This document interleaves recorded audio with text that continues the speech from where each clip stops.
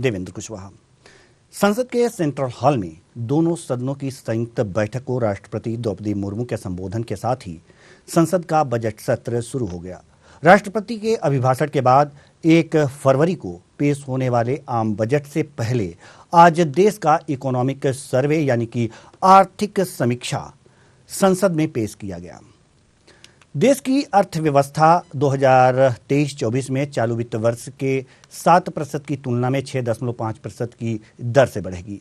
पिछले वित्त वर्ष में वृद्धि दर 8.7% रही थी। भारत दुनिया में सबसे तेजी से बढ़ती अर्थव्यवस्था बनी रहेगी। आर्थिक सर्वेक्षण में कहा गया है कि भारत के पास पर्याप्त विदेशी मुद्रा भंडार है, जिससे कि चालू खाते के घाटे को वित्त पोषित किया जा सकता है। रुपए के उतार चढ़ाव को नियंत्रित करने के उद्देश्य से भी यह पर्याप्त है। आर्थिक सर्वेक्षण में कहा गया है कि कोरोना से निपटने के बाद भारतीय अर्थव्यवस्था विकास के पथ पर आगे बढ़ चुकी है। वित्तीय वर्ष 2022 में अन्य कई देशों की तुलना में भारत ने पहले ही कोरोना पूर्व की स्थिति हासिल कर ली है। हालांकि सर्वेक्षण में महंगाई पर चिंता जताते हुए कहा गया है कि महंगाई पर लगाम लगाने की चुनौती अब भी बरकरार है। यूरोप में जारी संघर्ष के कारण यह स्थिति बनी हुई है। सर्वेक्षण के अनुसार आरबीआई की ओर से उठाए गए कदमों के बाद नवंबर महीने में खुदरा महंगाई दर आरबीआई के टॉलरेंस बैंड के नीचे आ गई है। दुनिया की अधिकांश मुद्राओं की तुलना में भारतीय करेंसी डॉलर के मुकाबले बेहतर प्रदर्शन कर रही है। आर्थिक सर्वेक्षण में बताया गया है कि केंद्र सरकार का पूंजीगत व्यय यानी कि कैपेक्स वित्तीय वर्ष 2023 के पहले 8 महीने में 63.4% बढ़ा है। इसमें पिछले वर्ष की तुलना में वृद्धि दर्ज की गई है। वहीं जनवरी से नवंबर महीने के दौरान ECLGS से समर्थित MSME क्षेत्र में ऋण वृद्धि 30.6% से अधिक रही। वर्ष 2030 तक गरीबी को आधी करने का लक्ष्य है। आपको बताएं कि 2019 से 21 के दौरान 41 करोड़ से अधिक लोग गरीबी से बाहर निकले हैं। संयुक्त राष्ट्र के मल्टी डायमेंशनल पॉवर्टी इंडेक्स ने इसकी पुष्टि की है। आवधिक श्रम बल सर्वेक्षण से पता चलता है कि 15 वर्ष और उससे अधिक आयु के लोगों के लिए शहरी बेरोजगारी दर सितंबर 2021 के 9.8 से घटकर 1 साल बाद 7.2% पर आ गई है। इसके साथ ही श्रम बल भागीदारी बल LFPR में भी सुधार हुआ है। आज जो आर्थिक सर्वेक्षण पेश हुआ था, इसी मुद्दे पर हम चर्चा करेंगे कि आखिर ये आर्थिक सर्वेक्षण क्या कहता है और किस तरह से हमारी अर्थव्यवस्था आगे ग्रो कर रही है। इसके लिए हमारे साथ जो मेहमान जुड़े हुए हैं, इस पर चर्चा के लिए captain I Singh Bhadauria, BJP प्रवक्ता, पुष्प कुमार साहू आर्थिक मामलों के जानकार हैं, जो हमारे साथ स्टूडियो में बैठे हैं। बहुत बहुत स्वागत है आपका भी कैप्टन आई सिंह भदौरिया, आपका भी। साथ ही साथ AL द्विवेदी जो वरिष्ठ पत्रकार हैं, हमारे साथ जुड़े हुए हैं। बहुत बहुत स्वागत है आपका हमारे इस कार्यक्रम में। साथ ही साथ शिवम शुक्ला जो कांग्रेस के प्रवक्ता हैं। ये मेहमान हमारे साथ जल्द ही जुड़ेंगे, लेकिन पुष्प कुमार साहू जो आर्थिक मामलों के जानकार हैं, हमारे साथ स्टूडियो में इस समय मौजूद हैं। एक बार फिर आपका बहुत बहुत आभार व्यक्त करते हैं स्टूडियो में आने के लिए और चर्चा की शुरुआत करते हैं। साहू जी, सवाल यहाँ पर यह है कि आर्थिक सर्वेक्षण में तो ऐसा दर्शाया जा रहा है कि वास्तव में जो हमारी अर्थव्यवस्था है काफ़ी ग्रो कर रही है। वाकई में ग्रो कर रही है। हम देखा जाए तो वाकई में हमारा कंट्री ग्रो कर रहा है, ग्रोथ के ऊपर जा रहा है। जैसे कि अब हमने देखा कि हमारा GST कलेक्शन जो है, इनकम टैक्स का direct tax collection, indirect tax collection, वो दिन प्रतिदिन बढ़ता जा रहा है। जैसे कि कोरोना के बाद से इंडस्ट्रीज वापस अपनी पुरानी उस पर आ रही है, रफ्तार पकड़ रही है। हमारा GST तेजी से ग्रो कर रहा है, कलेक्शन बढ़ रहा है, जिसकी वजह से सरकार वो पैसा यूटिलाइज कर रही है देश के लिए, देश के ग्रोथ के लिए। तो वाकई में हमारे यहाँ की ग्रोथ बहुत तेजी से हो रही है बाकी कंट्रीज के मुकाबले। जैसे कि देखा जाए दूसरी कंट्रीज जो कोविड के बाद रिकवर करने में टाइम ले रही है, वहीं भारत ने सबसे तेजी से रिकवरी करी है इस चीज में। और ये सिर्फ भारत नहीं, पूरी दुनिया कह रही है। दुनिया के अधिकांश ऑर्गेनाइजेशंस जो रिपोर्ट पेश करती हैं, वो ये कह रही हैं कि भारत वाकई में बहुत तेजी से ग्रो कर रहा है। एक चीज और आर्थिक सर्वेक्षण में कहा गया है कि भारत के पास जो विदेशी मुद्रा का भंडार है वो पर्याप्त मात्रा में है, जो चालू खाते के घाटे को वित्त पोषित किया जाता है इससे। तो हम आपसे यह समझना चाहेंगे कि आखिर ये विदेशी मुद्रा भंडार जो पर्याप्त मात्रा में कहा जाता है कभी कभी कम हो जाता है, तो जब पर्याप्त मात्रा में होता है तब देश को क्या लाभ होता है, कम हो जाता है तो क्या लाभ होता है जी, क्या हानि होती है जी? सबसे पहली चीज हमारा विदेशी मुद्रा भंडार है वो ज्यादा से ज्यादा हो, ये हमारे देश के लिए अच्छा है, क्योंकि जो हमारे निर्यात होते हैं, हम जो इम्पोर्ट करते हैं उसके बिल्स हम उसी से पे करते हैं, जो कि डॉलर में होता है। बट ऑब्वियसली जैसे कोविड के टाइम्स में ऐसा था कि हमें कुछ इक्विपमेंट्स बाहर से मंगवाने पड़ रहे थे, इंपोर्ट करने पड़ रहे थे, कुछ मेडिसिन ऐसी थी, तो उस टाइम हमें बहुत ज्यादा नीड थी उस चीज की। तो ये बहुत जरूरी है कि हमारा विदेशी जो भंडार है, विदेशी मुद्रा भंडार, वो पर्याप्त मात्रा में रहे। और उसे बढ़ाने का एक ही तरीका है कि बाहर से हम इन्वेस्टमेंट्स लेके आए और ज्यादा से ज्यादा हम निर्यात करें, एक्सपोर्ट करें।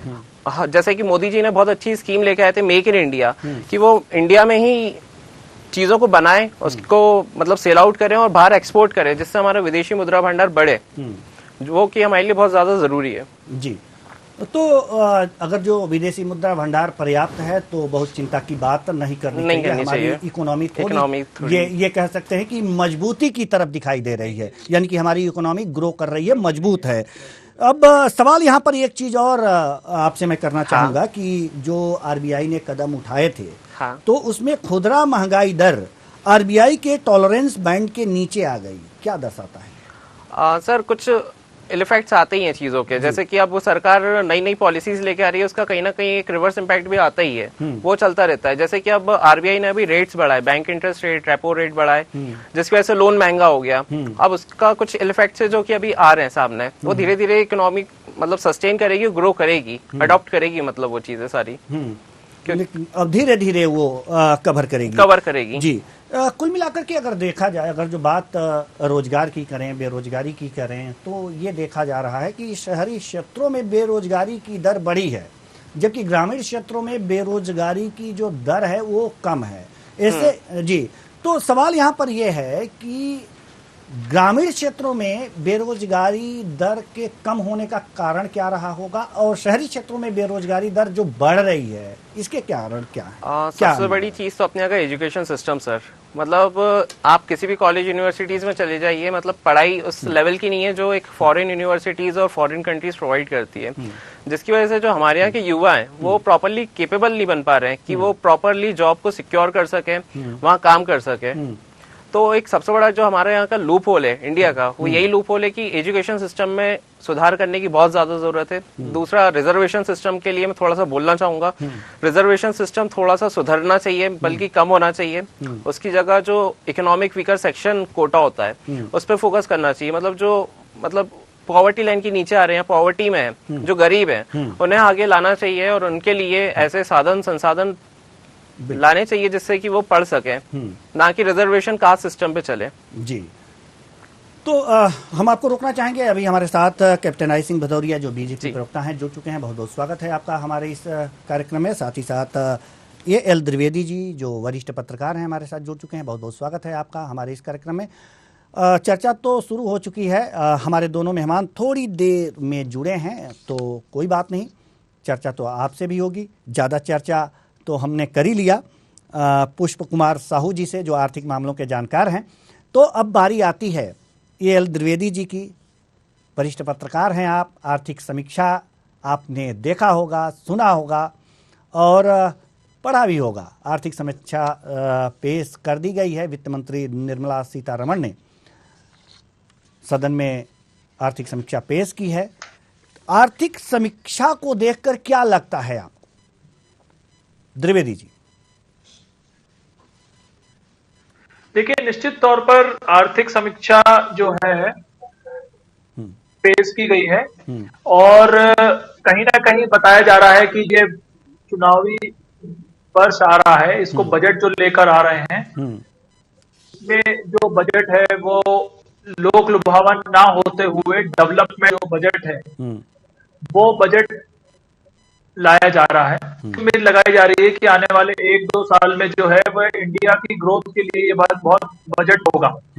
लेकिन इसमें सबसे मुख्यतः बात मुझे देखने में ये लग रही है कि इस वर्ष जो बजट आएगा उसमें कहीं ना कहीं इंफ्रास्ट्रक्चर लोन और जो अफोर्डेबल हाउसिंग स्कीम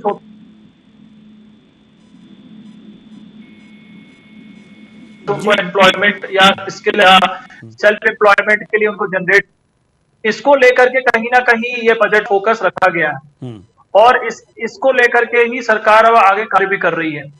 उनका ऐसा मानना है कि अगर अफोर्डेबल स्कीम्स को लेकर के, हाउसिंग स्कीम्स को लेकर के अगर कहीं ना कहीं रियायत दी जाएगी तो निश्चित तौर पर ये गरीबों के लिए बहुत ही अच्छा एक संकेत होगा और सबको घर आसानी से उपलब्ध हो पाएगा। दूसरा, जिस प्रकार से एक शुद्ध जल की भी बात की जा रही थी, तो वाटर स्कीम में भी कहीं ना कहीं बजट ऐसा आएगा जिसमें ज्यादा से ज्यादा लोग लुभावन हो पाए, लोगों को प्रभावित हो, लोगों को ज्यादा उसमें सुविधाएं मिल पाए। जी जी, तो कुल मिलाकर के ये जो आर्थिक सर्वे हुआ है उसका कंक्लूजन आप बता रहे थे, लेकिन अब एक सवाल हम करना चाह रहे हैं कैप्टन अजय सिंह भदौरिया जी से, जो बीजेपी प्रवक्ता हैं, रोजगार के संबंध में।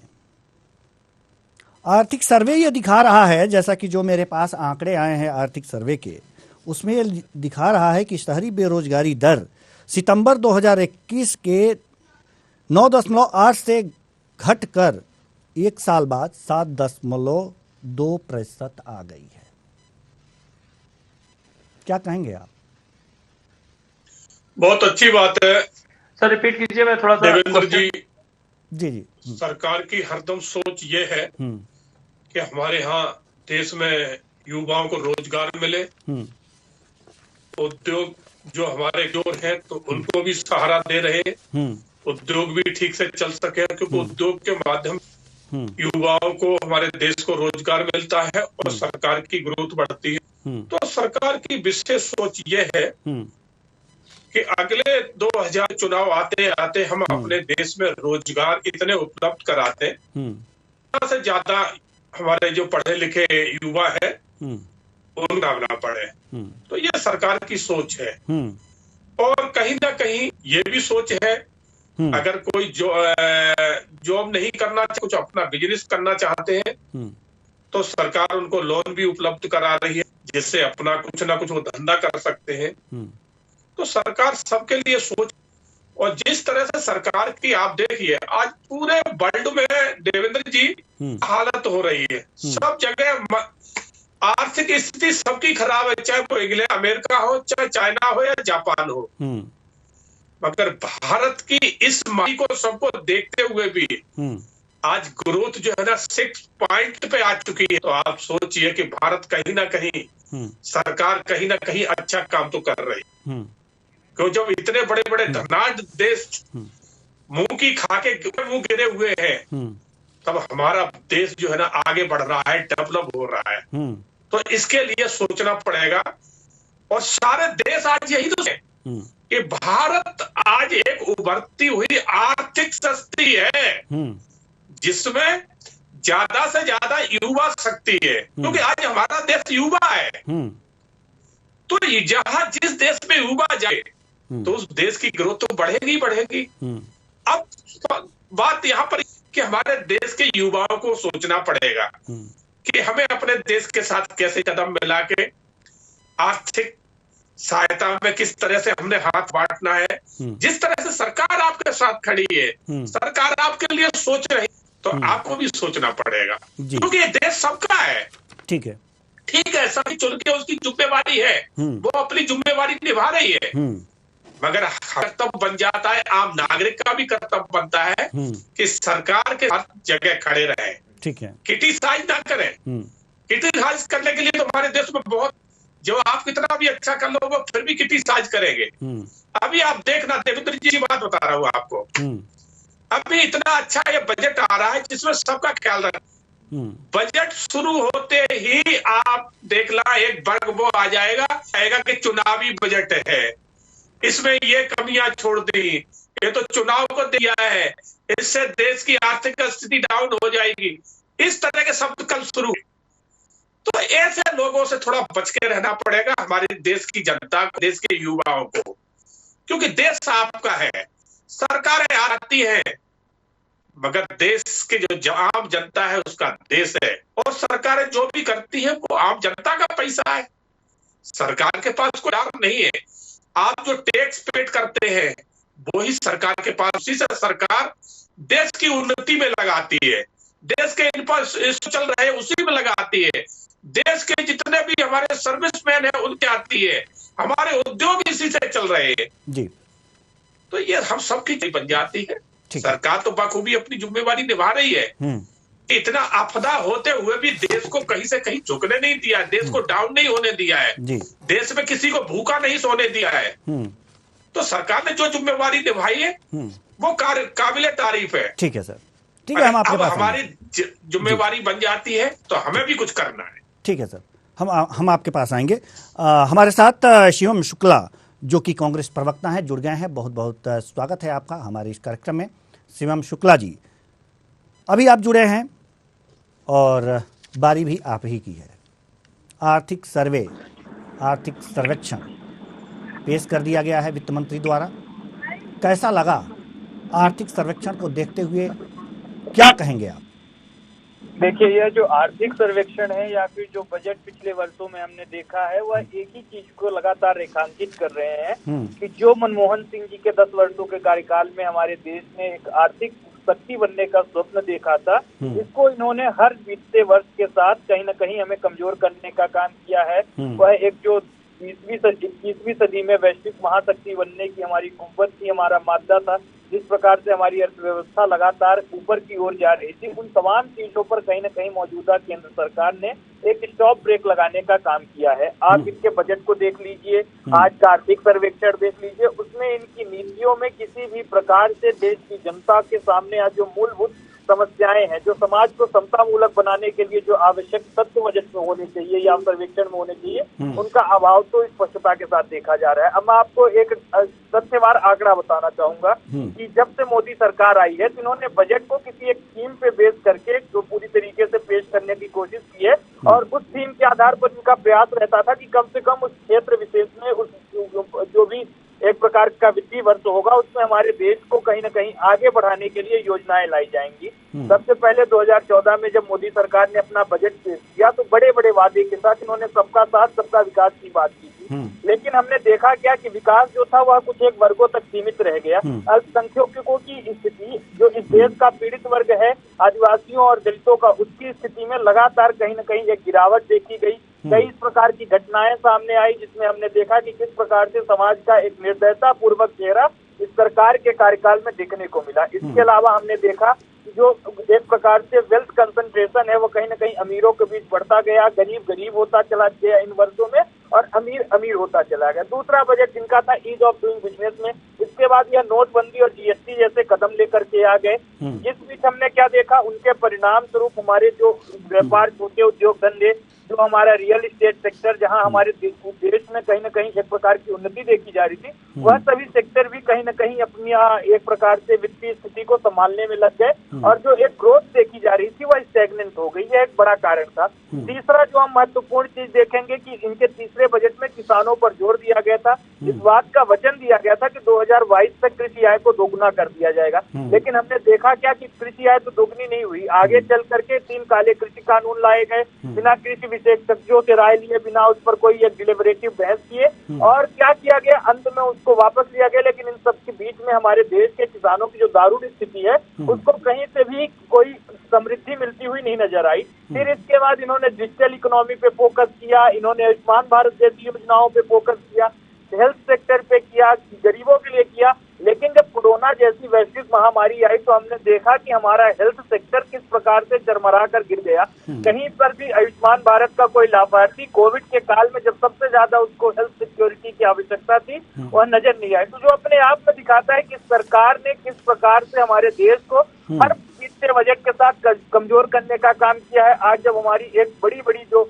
वित्तीय महाशक्तियां हैं, चाहे वो अमेरिका हो, चीन हो, उनके साथ लड़ाई है, और उस स्थिति में अगर हम मात्र 6% की ग्रोथ लेकर के, जो एक आंकड़ा हम मान रहे थे कि 6% के आसपास की ग्रोथ, आज केंद्रीय वित्त मंत्री ने जिस प्रकार से आर्थिक सर्वेक्षण में एक अनुमान जताया है, वो अपने आप में दिखाता है कि यह सरकार किस प्रकार से कोविड के बाद जब पूरे विश्व की अर्थव्यवस्था कहीं न कहीं पटरी पे आ रही है, उसके बावजूद भी उसके साथ भी हमारा देश आज मैच नहीं कर पा रहा है। यह एक बड़ा संकट है। इसको लेकर के केंद्र की सरकार को कोई व्यापक स्तर की नीति बनानी होगी जो आने वाले कई दशकों तक हमारे देश की वित्तीय स्थिति को मजबूत करने का काम करे। जी, ठीक है।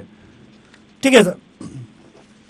पुष्प कुमार साहू जी, अभी हमारे जो कांग्रेस के प्रवक्ता बता रहे थे, कितना सहमत हैं आप इनके इस बातों से, इनके विचारों से? कुछ स्टेटमेंट से मैं सहमत हूँगा, कुछ स्टेटमेंट से नहीं। जैसे कि लोग जो छोटे मोटे बिजनेसमैन हैं, उन लोगों के लिए मुद्रा स्कीम बहुत अच्छी लाई गई है और ये विदाउट डिस्क्रिमिनेशन, मतलब बिल्कुल पक्षपात कहीं से कहीं तक नहीं है, सबको इस चीज़ का बेनिफिट दिया जा रहा है। क्योंकि हम लोग as a CA chartered accountant, हमारे पास कोई भी आता है, हम उनकी हर संभव मदद करते हैं और मुद्रा लोन दिलवाते हैं और मुद्रा लोन उन्हें भी मिलते हैं। जैसे कि सर का कहना है कि अल्पसंख्यकों को नहीं दिया जा रहा है, दलित उन लोगों को नहीं दिया जाता है, ऐसा नहीं है, उन्हें भी दिया जा रहा है लोन। बाकी यहाँ कंट्री में अभी कहीं ना कहीं थोड़े बहुत डिस्प्यूट्स वगैरह हैं कुछ पॉइंट्स को लेके, जिसकी वजह से ये सारी चीज़ें हो रही हैं। तो मैं समझ सकता हूँ ये सारी चीज़ें कि हाँ, उनके कुछ स्टेटमेंट से मैं सहमत हूँ, लेकिन एट द एंड मतलब बेनिफिट सबको दिया जा रहा है सर जी। यानी कि बेनिफिट में कोई भेदभाव नहीं है? नहीं है जी। ये सरकार के लिए अच्छी बात है और लोगों के लिए सबसे बड़ी बात है कि अच्छी बात है। अच्छी बात है जी।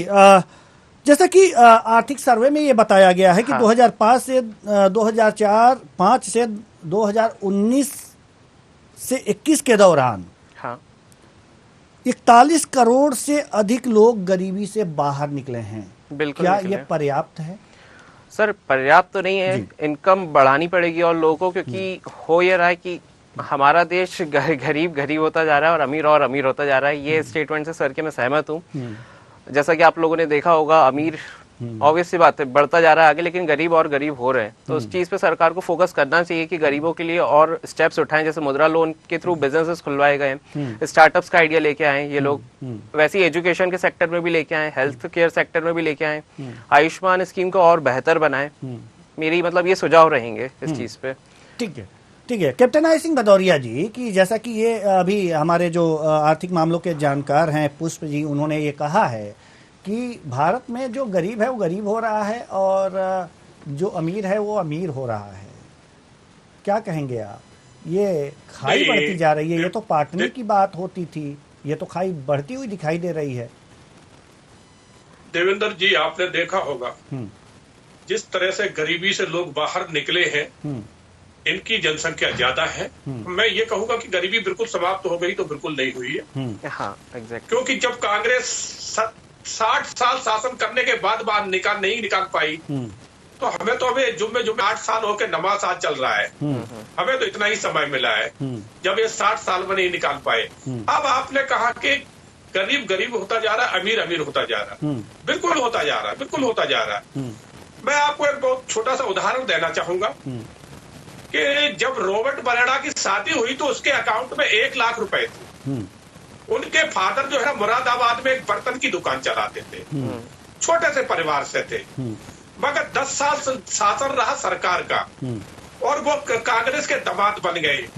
फिर उनकी प्रॉपर्टी जिस तरह से बढ़ी है, आज वो अरबपति नहीं खरबपति है। तो इस तरह से बढ़ रही है संपत्ति। राहुल का आज सोनिया गांधी देश की सबसे बड़ी पैसे वाली महिला है। कहां से आ रहा है पैसा इनके पास?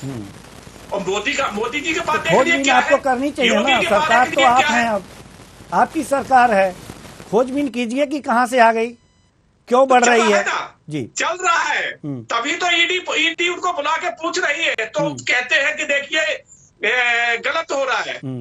जांच एजेंसी जांच कर रही है ना कि आपने 60 साल शासन में भारत से क्या दिया, भारत का क्या लिया है। आज लेकिन गरीबों के उत्थान के लिए कार्यक्रम तो सरकार चला रही है, फिर वो गरीब कैसे होते जा रहे हैं? हाँ, अब सुने देवेंद्र जी, तो हमने महिलाओं को गैस सिलेंडर बांटे, उसमें हमने कोई जाति धर्म और वो नहीं, कौन सी जाति से गरीब है कौन सी सबको दिए। जो हमने शौचालय बनाए तो सबको दिए, हमने उसमें जाति धर्म मजहब नहीं देखा है। जब हमने लोगों को मकान बना के दिए तो उसमें जाति धर्म नहीं देखा। सबसे ज्यादा मकान अगर दिए हैं तो अल्पसंख्यक समाज दिए हैं, ज्यादा से ज्यादा लाभ उन्हें मिला है। तो इसी तरह से हम किसान के लिए आर्थिक सहायता लेके आए 6,000 रुपए की, उसका हमने किसी का मजहब जाति धर्म और ये नहीं देखा कौन सी पार्टी से जुड़ा है, सबको लाभ दिए। तो ये लाभ पहले कांग्रेस भी दे सकती थी, नहीं दिए कांग्रेस ने ये लाभ। तो हम सोच सकते हैं कि अपने देश के लोगों के लिए कि इन्हें क्या जरूरत है, उन्हें कैसे गरीबी से निकाला जाए। मगर कांग्रेस ने 60 साल शासन में सिर्फ एक परिवार के लिए सोचा है कि परिवार को कैसे आगे बढ़ाया जाए। आज भी वही कर रहे हैं। हमारे यहाँ मतलब योगी जी आप देख लो, आपने जो उदाहरण दिया है कैप्टन आईसिंह भदौरिया जी, हम आपको रोकना चाहेंगे। आपने जो उदाहरण दिया है कि आप गैस सिलेंडर वितरित किए, गरीबों के उत्थान के लिए ये काम किया, गैस सिलेंडर बांटे। सर सवाल ये नहीं है कि आपने गैस सिलेंडर बांटा, गैस सिलेंडर बांट करके कौन सी गरीबी दूर की है आप? हाँ जी देवेंद्र जी, 2 साल से अधिक हो गए, आपने देखा होगा कि हमने गरीबों को सहारा देने के लिए 80% देश की जनता को फ्री ऑफ खाद्यान्न सरकार बांट रही है। कभी कांग्रेस ने बांटा था या अन्य पार्टियों की सरकार रही, कभी किसी ने बांटा है? हम 2 साल से कंटिन्यू उनको सहारा देने के लिए कि जिससे उनकी स्थिति मजबूत बने, तो ये इसीलिए हम कर रहे हैं। और उसके बाद इंफ्रास्ट्रक्चर देखिए कि हमने देश में किस तरह से बनाए। आज देश में अगर रोडों को जाल बिछा है तो भारतीय जनता पार्टी की देन है। आज नए इंफ्रास्ट्रक्चर बन रहे हैं तो भारतीय जनता पार्टी की देन है। आज सरहदों तक हमारे रोडे बना रहे तो भारतीय जनता पार्टी की देन है।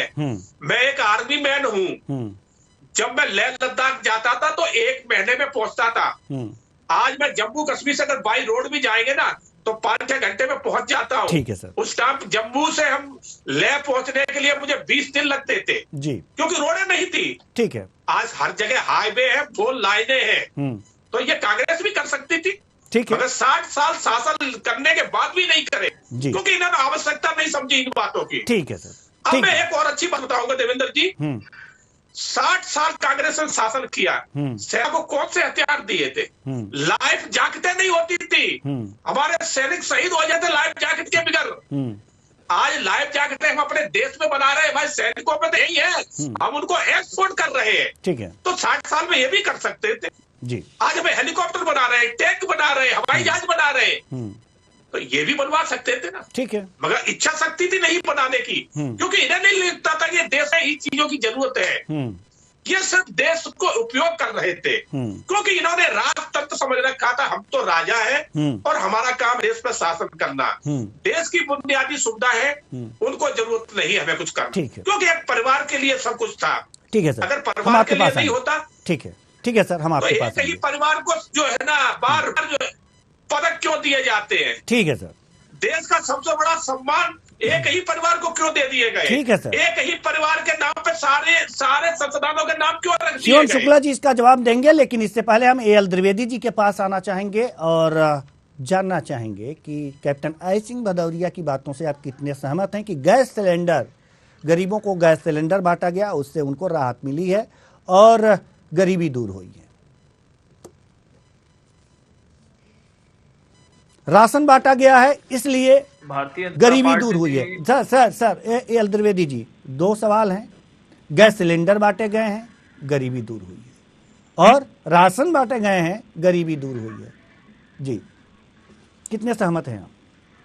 देखिए, निश्चित तौर पर जो आपका प्रश्न है बहुत ही महत्वपूर्ण प्रश्न है, और भारतीय जनता पार्टी ने निश्चित तौर पर एक ऐसी योजना लाई थी जिसमें गैस सिलेंडर और राशन बांटने की बात की गई है। लेकिन इसमें पहला जो प्रश्न है आपका गैस सिलेंडर उज्ज्वला योजना के अंतर्गत बांट तो दिए हैं, लेकिन आज भी हम देखते हैं उसको रेफिल करने का जो पैसा होता है वह आज भी घरेलू महिलाओं के पास नहीं पहुंच पा रहा है, या वह सिलेंडर का आज उपयोग नहीं हो पा रहा है। कहीं ना कहीं इन योजनाओं पर क्रियान्वयन करना बहुत जरूरी है ग्राउंड स्किल पर, क्योंकि वो सिलेंडर जो है वह कहीं ना कहीं खाली रहते हैं। तो आज भी हम देख रहे हैं कि कई ऐसे ग्रामीण परिवेश में जो महिलाएं हैं वह अपने चूल्हे पर ही वापस खाना बना रही हैं और उज्ज्वला योजना का वैसा लाभ उनको नहीं मिल पा रहा है। दूसरी ओर अगर हम बात कर लेते हैं खाद्यान्न की, तो खाद्यान्न भी बहुत अच्छा डिसेंट्रलाइजेशन की तरीके से बांटा जा रहा है, लेकिन इसमें भी कहीं ना कहीं कुछ लूप होल्स हैं। आज भी हम देख रहे हैं कि वह जो राशन है वह बाहर मार्केट में बेचा जाता है और उससे पैसा लिया जा रहा है। तो ये योजनाओं में कहीं ना कहीं अभी भी लूप्स हैं जिनको कसावट करने की और जरूरत है, क्योंकि अगर जब तक ये योजनाओं में कसावट नहीं होगी तो कहीं ना कहीं ड्रेनेज जो है वह चलता रहेगा और समस्याएं बनी रहेंगी। तो इन योजनाओं पे कहीं ना कहीं और काम करने की जरूरत है। जी पुष्प कुमार जी, सवाल हम आपसे करना चाह रहे हैं कि आखिर गरीबी दूर करने के जो उपाय कैप्टन साहब ने गिनाए हैं उसे कितने सहमत हैं आप? कई हद तक हो, कई हद तक नहीं भी हो। सरकार को और थोड़ा गरीबों के लिए काम करना चाहिए। जैसे कि प्रधानमंत्री आवास योजना लाए थे, सराहनीय स्कीम है, बहुत अच्छी स्कीम है कि गरीबों को मकान मिलेंगे। उज्ज्वला योजना आई गैस सिलेंडर की, हर घर में गैस सिलेंडर होगा ताकि लकड़ी पे जो खाना बनाते थे, जो धुआं धक्कड़ होता था, उससे निजात मिले। मोदी जी का ये संकल्प था हर घर में रसोई हो, वो उन्होंने पूरा करा कहीं हद तक। उसके बाद मैं एक एक्सपेक्टेशंस ये भी रखूंगा सिटीजन से, जो हमारे इंडिया के रहवासी है, वो भी कॉर्पोरेट करें और उस चीज को साकार बनाने के लिए कोशिश करें, मतलब सरकार का साथ दें। अनडाउटफुली मतलब हमारी जो मोदी गवर्नमेंट है वो बहुत अच्छा काम कर रही है और उन्होंने पिछले 9 सालों में बहुत अच्छा काम किया है। हमारे देश ने इतना टफ टाइम देखा है, कोविड जैसा, और भी बाकी महामारी देखी, सब देखा, रिसेशन देखा, उसके बाद भी मोदी सरकार ने जो कदम उठाए जिसकी वजह से आज पूरे वर्ल्ड में हमारे इंडिया का नाम चल रहा है। तो ये मोदी जी हैं जो ये सब कुछ कर रहे हैं और उनकी वजह से पॉसिबल है। लेकिन मैं और बोलूंगा कि फर्दर उन्हें और काम करना चाहिए गरीबों के डेवलपमेंट के लिए। और 2 चीज़ों के लिए सबसे ज़्यादा इंपॉर्टेंट, एक एजुकेशन सिस्टम, ताकि हमारा देश का युवा एजुकेटेड हो, उसे बाहर ना जाना पड़े, इंडिया के अंदर ही वो पढ़ सके और यही नौकरी कर सके। और दूसरा, हेल्थ केयर सिस्टम हमारे यहाँ का बहुत बेकार है, जो कि सुधरना चाहिए और अच्छा होना चाहिए, और कम से कम उसमें मतलब गरीब का इलाज होना चाहिए आयुष्मान योजना के अंदर। ये योजनाएं जो चलाई जा रही हैं, हाँ, ये गरीबी की उत्थान में, जी एल द्विवेदी जी, हम आपसे पूछना चाहेंगे, आप वरिष्ठ पत्रकार हैं, गरीबी के उत्थान में कितनी सहायक हैं? आयुष्मान योजना हुई और उज्ज्वला योजना हुई, ये जो तमाम, और ये जो घर राशन पहुंचाया जा रहा है, ये योजना हुई, ये जो मुफ्तखोरी वाली योजनाएं हैं, इससे गरीबी कितनी दूर हो सकती है सर? जी द्विवेदी जी। निश्चित तौर पर हर योजना का एक सार्थक स्वरूप होता है और उसको लॉन्च किया जाता है। लेकिन अब हम देखने में अमूमन ये आ रहा है कि इस योजना का अपात्र लोग ज्यादा से ज्यादा फायदा उठा रहे हैं जी, और अपात्र लोग ही इस योजना का लाभ ले रहे हैं। अगर हम देखते हैं तो ऐसे बीपीएल कार्ड बने होते हैं जो बीपीएल की श्रेणियों में नहीं आते हैं। ऐसे ही अगर हम बात कर लेते हैं, प्रधानमंत्री आवास योजना में आपने देखा होगा भ्रष्टाचार की भेंट वो भी चढ़ा। कई जिलों में ऐसे अपात्र लोगों को आवास आवंटन किया गया है जिनके पास ऑलरेडी पहले से आवास है। तो मेरा ये कहना है कि योजनाएं तो बहुत अच्छी हैं, लेकिन इनका डिसेंट्रलाइजेशन, क्रियान्वयन और इसमें कसावट होना बहुत जरूरी है। जब तक प्रशासनिक कसावट इन योजनाओं में नहीं होगी, ऐसी योजनाओं का मिसयूज ज्यादा होगा। जी ठीक है, ये योजनाएं हैं गरीबों के उत्थान के लिए की जा रही हैं, उनको सुख पहुंचाने के लिए, उनका जीवन स्तर ऊंचा उठाने के लिए की जा रही हैं। ये जो मुफ्तखोरी वाली योजनाएं हैं, एक बात जरा ध्यान दीजिएगा आप लोग, आप वरिष्ठ पत्रकार हैं और मैं चाहूँगा कि शाहू जी आप भी इस पे ध्यान दें कि ये जो गरीबों के उत्थान के लिए योजनाएं चलाई जा रही हैं, इसके एवज में अगर जो उस गरीब परिवार के एक युवा को रोजगार दे दिया जाए तो क्या ये अपने लिए क्या गैस सिलेंडर नहीं खरीद सकता? क्या अपने लिए घर नहीं बनवा सकता? क्या अपनी दवा नहीं करा सकता? यह मुफ्तखोरी की योजनाएं क्यों चलाई जा रही हैं? पहला काम तो यह होना चाहिए कि रोजगार दीजिए, ऐसा क्यों नहीं हो पाता? जी पुष्प जी, मैंने इसलिए बोला था कि हमारे का एजुकेशन सिस्टम जो है उसको और अच्छा करने की जरूरत है, ताकि देश का युवा प्रॉपर्ली एजुकेट हो सके, रोजगार मिल सके, कमा सके और अपने परिवार का भरण पोषण कर सके।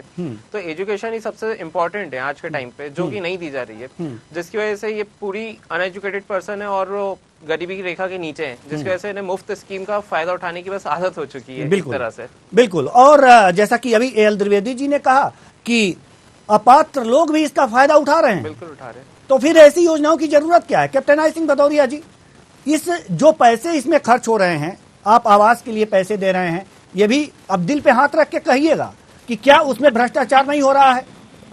क्या उन गरीबों से पैसे नहीं लिए जा रहे हैं? और मैं तो यहां तक देखा हूं सर कि अगर वो पैसे ना दें तो आवास ही नहीं मिलता उनको, गरीबों को। और मैंने भी ये देखा है कि कई गरीब अपने घर के जेवर गिरवी रख करके पैसे दिए हैं तब आवास मिला है, और कईयों को तो वो भी नहीं मिला है। तो ऐसी योजनाएं चलाने से क्या लाभ है? आप रोजगार दीजिए ना। क्यों नहीं सरकार इस रूप में सोचती है कि जो पैसे हम ये मुफ्तखोरी के स्कीम चला करके दे रहे हैं, इसको एक व्यक्ति को रोजगार दे दें, वो अपना काम कर लेगा। इस और क्यों नहीं सोच रही है? और अगर नहीं सोच रही है तो हमारी इस सोच में जो हम आपसे कह रहे हैं ये बातें, क्या खामी है? वो खामी ही बता दीजिए। देवेंद्र जी, आपकी बात से मैं बिल्कुल सहमत हूँ। कहीं ना कहीं हमारा भ्रष्टाचार हमारे देश में इतना जड़ों तक भर चुका है कि जब से भारतीय जनता पार्टी की सरकार प्रांत में हो चाहे केंद्र में हो, हर जगह इसके ऊपर विशेष निगाह दी है और विशेष इसके ऊपर अभियान भी चलाए गए और पकड़े भी गए। अब मैं आपको गिनती करा दूं, थोड़े बहुत नहीं 3200 आईपीएस और आईएएस अधिकारी अकेले उत्तर प्रदेश में हमने जेल में डाले हैं भ्रष्टाचार में, भाईचारे में। तो ये चीजें हमारी निरंतर है, मगर ये कांग्रेस भ्रष्टाचार को इतना पनपा गई थी क्योंकि इनके टाइम भ्रष्टाचार के अलावा कुछ होता ही नहीं था। हर काम में भ्रष्टाचार। सरकार जब जितने दिन चलती थी, अब डेली सुनिए कि आज 2G घोटाला, कल 3G घोटाला, परसों कोल घोटाला, अगस्ता वेस्ट घोटाला, कॉमनवेल्थ घोटाला। हमारे 8 साल के कार्यकाल में आपने इस तरह के एक भी नहीं सुना होगा। तो ये भ्रष्टाचार कांग्रेस की इतनी बड़ी देन है क्योंकि कांग्रेस की जो मुखिया थे उनकी सोच थी कि जितना देश को लूट सको लूटो। जब मुखिया लूटेगा तो नीचे वाले तो लूटेंगे ही लूटेंगे। ठीक है। मगर हमारे साथ भारतीय जनता पार्टी की सरकार में जो मुखिया बैठे हैं, चाहे केंद्र में हो और चाहे प्रदेश में हो, आप देख रहे हैं कि उनके पास कितनी बड़ी जायदाद है, क्या है। धोती लंगोटियां लेके बैठे हैं। समाजवादी पार्टी को देख लीजिए आप। ठीक है। मुलायम सिंह हमारे गांव के पास के शिवम शुक्ला जी इसका जवाब देंगे। नहीं है। शिवम शुक्ला जी जवाब देंगे, लेकिन आप जी देवेंद्र जी 2 सेकंड लेंगे। 2 सेकंड लेंगे। ठीक है, ठीक है। मुलायम सिंह को मैं बहुत अच्छी तरह से जानता हूं क्योंकि उनके गांव के बगल में मेरी ननिहाल है।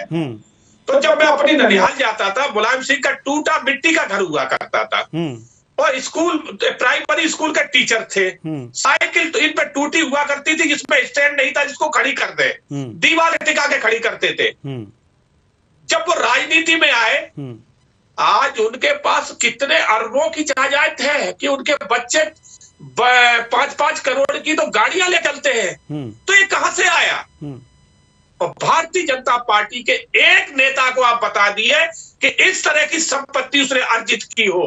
कांग्रेस और दूसरी पार्टियों की बताइए, हम कितनी दें? दुनिया भर के नाम गिना दें। आप बात भ्रष्टाचार की तरफ ले गए हैं। हम इसका जवाब हम आपसे शिवम शुक्ला जी से चाहेंगे कि आपका जवाब दें, लेकिन मेरा प्रश्न ये नहीं था। लेकिन मैं चाहूंगा कि इसका पहले जवाब दें, उसके बाद फिर हम अपने प्रश्न पर आएंगे और आपसे जवाब लेंगे। जी शिवम शुक्ला। देखिए इन्होंने सबसे पहले मुलायम सिंह यादव से बात शुरू की। तो मैं एक बात कहना चाहूंगा, मुलायम सिंह यादव जी इस देश के एक प्रखर समाजवादी नेता थे जो छात्र आंदोलन से चल करके बाहर आए। उन्होंने, अब चूंकि वह दिवंगत हो चुके हैं, उनके ऊपर इस प्रकार की अनर्गल बयानबाजी करना न तो उनके कद के हिसाब से सही है, न तो एक राजनीति की जो शुचिता होती है उसके अनुरूप है। आप एक बात समझिए, जिस व्यक्ति को इनकी सरकार एक और पद्म विभूषण जैसा इस देश का सबसे जो 1-2 महनीय पुरस्कारों में से वह देने का काम कर रही है, और एक तरफ यह टेलीविजन पे बैठ करके उनके परिवार के बारे में, उनके निजी जीवन के बारे में अनर्गल टिप्पणी कर रहे हैं। अगर मुलायम सिंह यादव के अंदर इतनी सारी गलतियां थी तो इनको जब वह जिंदा थे उनको सजा देनी थी, उनको कोर्ट ऑफ द लॉ में ले जाना था, लेकिन यह सब चीजें तब नहीं की गई। तो जो कि दिखाता है कि भारतीय जनता पार्टी का चरित्र किस प्रकार से बदलता है। अब मैं दूसरी चीज कहना चाहूंगा, भारतीय जनता पार्टी के ऐसे असंख्य नेता हैं जिनकी संपत्ति में पिछले 4-6 वर्षों में अकूत स्तर का जो एक प्रकार से वृद्धि है वह देखी गई है। इसके बारे में in let's not go into that, अभी हम बजट पर डिस्कस करने के लिए बैठे हैं। अरे अब बात कीजिए, मैंने आपको बेहद मैंने इनको बेहद तन्मयता और शालीनता के साथ सुना। इनको अपनी उम्र का भी इनको अपनी उम्र का अपनी मर्यादाओं का ध्यान रखते हुए शिक्षा पाने की मकसद से सम्मान दिया है। ये नहीं कहा कि आपकी बात को बेहद शालीनता और शांति के साथ मैंने सुना। और रही बात करप्शन चार्जेस, आप जब इस तरह की बात करेंगे एक मात्र बात मैं बोलूंगा कि इस देश में भारतीय जनता पार्टी के शासनकाल में अगर किसी की संपत्ति में, किसी की नेटवर्थ में सबसे ज्यादा इजाफा हुआ है तो वो गौतम अडानी है। उनके बारे में अभी हाल ही में एक इंटरनेशनल गौतम अडानी भारतीय जनता पार्टी का कार्यकर्ता नेता नहीं है, वो देश के बिजनेसमैन है और वो आज से नहीं है, वो आज से नहीं है, वो कांग्रेस के टाइम से है। गौतम अडानी की बात कर रहे हो, वो कांग्रेस के साथ काम कर चुके, इंदिरा गांधी के साथ काम कर चुके, कौन सी सरकार है जिसके साथ उन्होंने काम नहीं किया है। और वो भारतीय जनता पार्टी के नेता कार्यकर्ता नहीं है, वो देश के एक उद्योगपति है। उलूल जलूल बयानबाजी करें। मैं अब ये देखिए, अगर बहन से आपको शालीनता से सुननी है, मैंने आपकी सभी बात नहीं सुनो, उलूल जुलूल तो आप कर रहे हैं। आप कह रहे हैं कि उनकी इससे बढ़ी है तो वो उद्योगपति है, बढ़ेगी। रोबोट बढ़ेगा कि कैसे बढ़ गई, कौन सा उद्योग था? मुलायम सिंह के लड़कों के पास कौन सा उद्योग था जो उनकी बढ़ गई? इससे आप बताएं कि अखिलेश के पास कौन से उद्योग थे जो उनकी इतनी संपत्ति बढ़ गई? आप बताएं, इसका जवाब दें आप। गौतम अडानी तो एक बहुत बड़े बिजनेसमैन है। ठीक है सर, ठीक है। जहां तक बात भ्रष्टाचार की हो रही है तो ये स्कीमें जो हैं मुफ्तखोरी वाली, ये स्कीमें ही भ्रष्टाचार की जड़ हैं। केएल द्विवेदी जी, हम आपसे जानना चाहते हैं कि क्या जो भी जैसे कि अभी कैप्टन आई सिंह भदौरिया जी ने कहा कि हम इतने IAS, इतने IPS लोगों को भ्रष्टाचार के आरोप में जेल में डाल दिए, ठीक है, कुछ ऐसा उपाय करें कि भ्रष्टाचारी भ्रष्टाचार कर ही ना पाए। क्यों ऐसा नहीं हो सकता कि अगर जो स्कीमें बंद कर दी जाएं, बजट में इन्हें सम्मिलित न किया जाए, इनके लिए बजट न दिया जाए और सिर्फ रोजगार पे फोकस किया जाए, तो ये सारी समस्याएं हल हो जाएंगी। भ्रष्टाचारी भ्रष्टाचार नहीं कर पाएगा, एक युवा को रोजगार मिल जाएगा और वो अपने हिसाब से अपनी जरूरतें पूरी कर लेगा, अपने देश का विकास करेगा। केएल द्विवेदी जी।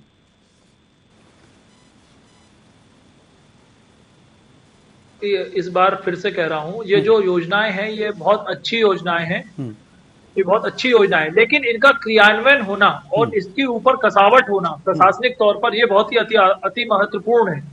क्योंकि देखने में आता है योजना निश्चित तौर पर आयुष्मान भारत हो, चाहे उज्ज्वला योजना हो, चाहे अफोर्डेबल हाउसिंग योजना, प्रधानमंत्री आवास योजना हो, ये योजनाएं बहुत अच्छी योजनाएं हैं, लेकिन इसमें कहीं ना कहीं जो कसावट है वह प्रशासन की नहीं होने के कारण, ढील पोल होने के कारण इन योजनाओं का अपात्र लोग अच्छी तरीके से लाभ लेते हैं और अपात्र लोगों को ये योजना का लाभ मिल जाता है और वहीं जो पात्र लोग हैं वह दर दर भटकते हैं और अमूमन उनको इन योजनाओं का लाभ नहीं मिल पाता है। तो निश्चित तौर पर ये योजनाएं अच्छी हैं, इन योजनाओं पर कार्य होना चाहिए, लेकिन इसके ऊपर प्रशासनिक कसावट होना बहुत जरूरी है और इसका मॉनिटरिंग और इवेल्युएशन समय समय पर, चाहे वह मंथली हो, चाहे वह त्रैमासिक हो, चाहे 6 मासिक हो, इनका इवेल्युएशन होना भी बहुत जरूरी है। दूसरी एक महत्वपूर्ण बात इसमें और है, इसका ग्राउंड रिपोर्ट जाकर के एक सिनेरियो ग्राउंड रिपोर्ट होना चाहिए और वह जनप्रतिनिधि से नहीं, वह किसी अन्य व्यक्ति से रिपोर्ट तैयार करा के सरकार को मंगाना चाहिए, चाहे वह स्थानीय स्तर का कोई भी प्रतिनिधि हो या कोई भी अन्य व्यक्ति हो जो सरकार में दखल ना रखता हो, और वह अपना गुपचुप तरीके से यह रिपोर्ट बनाकर भेजे कि कितने पात्र लोगों को उज्ज्वला योजना मिली है, कितने पात्र लोगों को अफोर्डेबल हाउसिंग इसकी प्रधानमंत्री आवास योजना मिला है और कितने लोगों को राशन वितरण जो हो रहा है वह सही ढंग से हो रहा है कि नहीं हो रहा है। ऐसी गुप्त रिपोर्ट भी सरकार को समय समय पर मंगाना चाहिए, जिससे उनको पता चले कि यह योजनाओं का लाभ किन व्यक्तियों को मिल रहा है। जी बहुत बहुत धन्यवाद सभी मेहमानों का, आप आए और अपने अपने विचार साझा किए। चूंकि समय इजाजत नहीं देता कि हम इस चर्चा को आगे बढ़ाएं, तो कुल मिलाकर के देखा जा रहा है कि आज आर्थिक सर्वेक्षण पेश किया गया और उसमें भारत ग्रो कर रहा है। वास्तव में भारत की अर्थव्यवस्था तेजी से बढ़ रही है, जो भारत के लिए अच्छी बात है। फिलहाल इस कार्यक्रम में इतना ही। मुझे दीजिए इजाजत। नमस्कार।